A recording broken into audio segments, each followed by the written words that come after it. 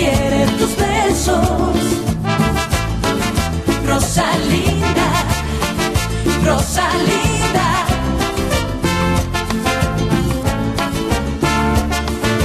Rosalinda, ay amor. Anong sagot mo sa ideya na magkaanak tayo? Medyo bata pa tayo, di ba? Kapag desidido na ako, walang makakapigil sa akin. Sigurado na ba kayo kung nasaan si Rosalinda? Hindi ba kasama ni Agustin? Sinasabi ko lang na sa mga panahong ganito, wala na tayong kasiguraduhan. Si Agustin yung taong hindi ko inakalang kikilos. Agustin, parang awa mo na nakikiusap ako. Ilabas mo ako rito! Ilabas mo ako rito! Sinasamantala ni Agustin ang pinagdadaanan mo ngayon para paikutin ka, para kumbinsihin ka mabait siya. Kasalanan to ni Demetrio. Sino ba si Demetrio? Siya lang naman ang dumukot kay Rosalinda. Kung ganun, senyor, ano na ang plano mo? Kakampi ba kita, Silvestre? Hindi ko na kailangang ulitin. Kasama mo ako hanggang sa dulo.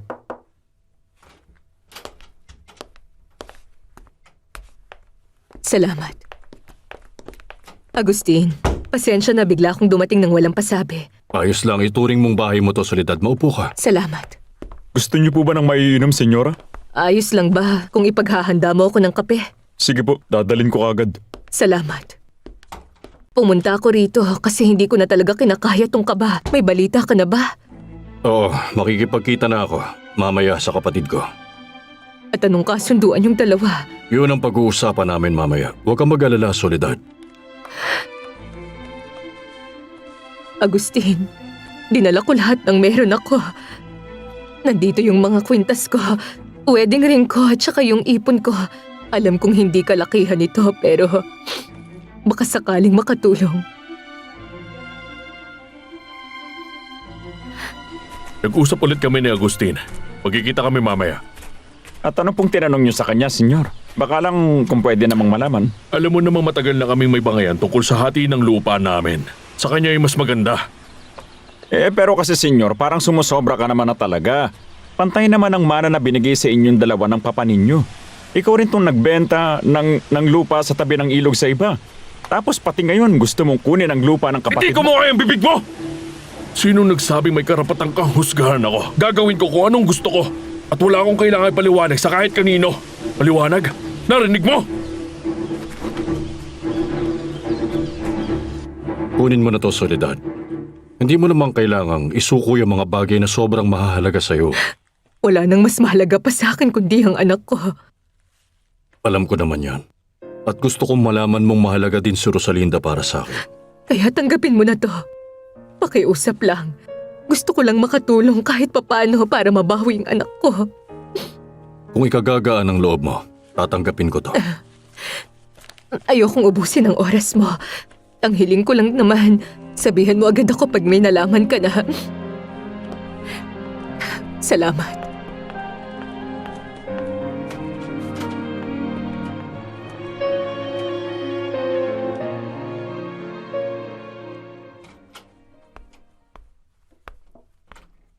Kumusta, Fedra? Ang ganda ng ayos mo ngayon. Narinig ko na nag-shopping ka raw. Oo. May mga bagay lang akong kailangan bilhin. Buti naman at nagkagana kang lumabas. Nakakatulong talaga yan. Kailangan mo ring maglakad-lakad at ng sariwang hangin. Tama ka naman dyan. Ang laking tulong nga talaga. Mabuti at ayos ka na. Nasaan si Erica?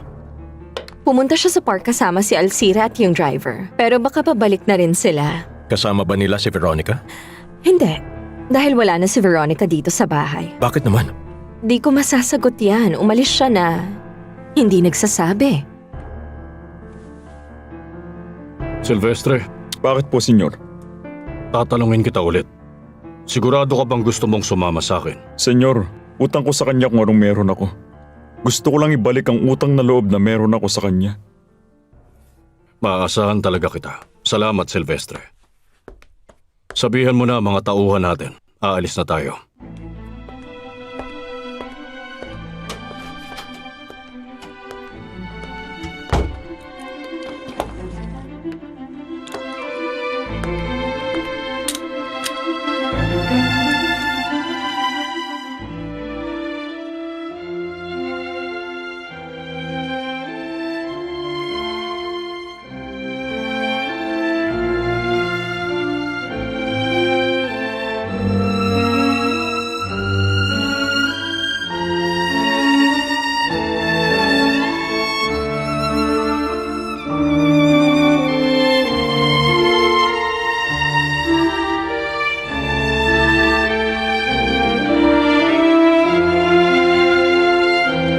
pagbilang kong 3, dumilat ka, okay? 1, 2, 3.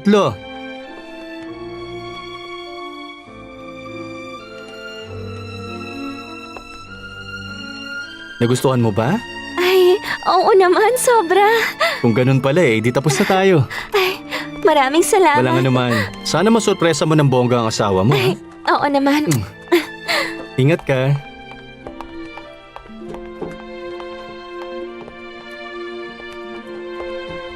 Dumating na ba yung kaibigan mo? Eksakto pala, nandito na rin siya. Siya si Hi. Luz Maria Cetina. Hello, At siya naman si Alex Durantes. kumusta?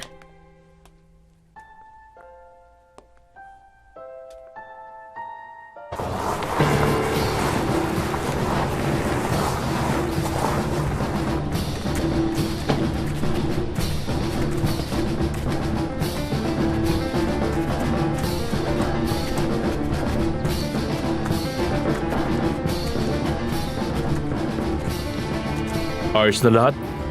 Mas mabuti kung matapos na agad to. Dinala mo ba ngayon? Nandyan na lahat.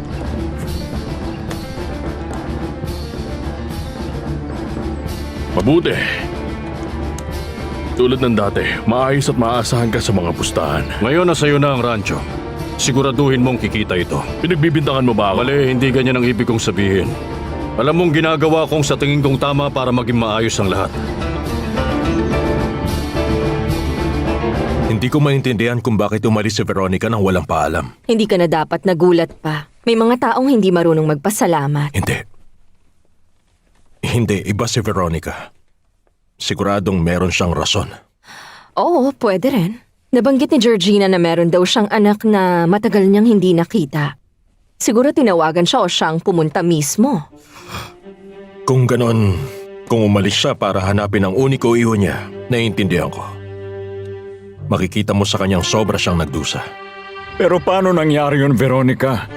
Bakit? Nakalimutan mo na ba ang anak mo? Hindi. Parati siyang nasa isip ko. Mas naiisip ko siya ngayon. Mas malapit siya sa akin. Nakita ko kung gaano siya kabuting tao tulad parati ng nasa isip ko. Napakabuti niyang tao. At hahayaan mo hanggang ganyan na lang ang gagawin mo para sa anak mo? Ngayon pang nakukuha mo na ang pagmamahal at pagtitiwala Para niya? saan pa? Para saan? Ayokong malaman niya na ako ang kanyang ina. Pero Veronica, maganda na mga nangyayari. Siya na mismo ang nagsabi sa'yo na hindi niya may paliwanag ang dahilan. Nakaramdam siya ng pagmamahal sa puso niya para sa'yo. Yun ang tinatawag na lukso ng dugo. Hindi, ayokong ipilit. Ayoko nang ituloy pa to. Wala nang dahilan. Umalis ka na rito, umalis ka! Ang hina mo. Dahil may dumating lang na maliit na problema, sumusuko ka na kagad. Mabuti na lang din at hindi alam ni Fernando Jose na ikaw ang kanyang ina. Dahil ikakahiya ka niya. Dahil sa kaduwagan mo. Umalis ka! Umalis ka! Umalis ka na! Umalis ka! Huwag mo na akong pahirapan! Ayoko na! Lumayas Veronica! ka! Hayaan mo tulungan kita! Ayoko! Hayaan mo akong dalhin ka sa isang lugar na makakatulong Gusto sa'yo! ko mapag-isa, iwan mo ako! Pumayag ka nang dalhin kita para matulungan ka nila. Nakikiusap ako sa'yo, Veronica. Hindi ko na gustong malaman pa. Naiintindihan mo ba? Gusto ko na lang mabuhay mag-isa. Mag-isa! Hindi, Veronica! Mag-isa!